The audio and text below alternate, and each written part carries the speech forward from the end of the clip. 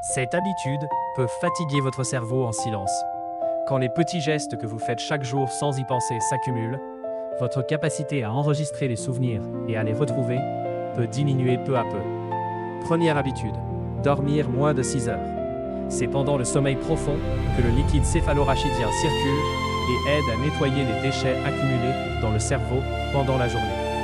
Si votre nuit est trop courte, ce temps de nettoyage devient insuffisant. En particulier, le sommeil paradoxal et le sommeil profond, qui aident à organiser la mémoire, se répètent généralement par cycle de 90 minutes. Donc si vous vous réveillez souvent ou si vous vous couchez trop tard, l'hippocampe peut avoir du mal à classer correctement les informations. Le soir, baissez la luminosité de votre téléphone et le matin, exposez-vous à la lumière du soleil pendant seulement 10 minutes. Quand le rythme de la mélatonine se stabilise, la qualité du sommeil s'améliore beaucoup. Deuxième habitude, sautez le petit déjeuner et commencez par une boisson sucrée. Quand le sucre arrive rapidement dans un estomac vide, la glycémie monte vite et l'insuline est libérée rapidement aussi.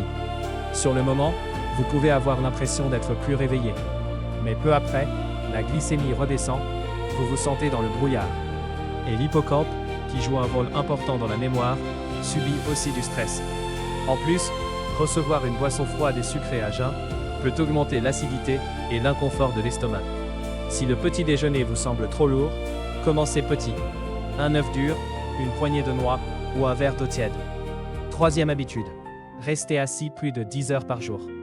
Quand vous restez assis longtemps, la pompe musculaire des jambes fonctionne moins. La circulation ralentit. Et l'apport en oxygène et en nutriments vers le cerveau diminue aussi. Résultat, la concentration baisse et vous pouvez avoir la tête lourde. Après 50 minutes assis, levez-vous seulement 3 minutes pour marcher ou bouger les mollets. Quatrième habitude, le multitâche. Faire plusieurs choses en même temps ne rend pas le cerveau plus rapide. Au contraire, il paie sans cesse un coup de changement. Dans ce processus, le cortisol, l'hormone du stress, augmente et la mémoire à court terme se disperse plus facilement. Faites une chose à la fois et coupez les notifications quelques instants. Cinquième habitude, l'isolement et la diminution des conversations. Parler avec quelqu'un, lire ses expressions, réagir à sa voix, tout cela stimule le cerveau de façon positive. Quand cette stimulation diminue, la mémoire et la capacité à réguler les émotions peuvent s'affaiblir ensemble. Aujourd'hui, demandez des nouvelles à une personne ou passez un court appel en marchant. Ce ne sont pas les grands changements qui comptent le plus, mais les petites répétitions.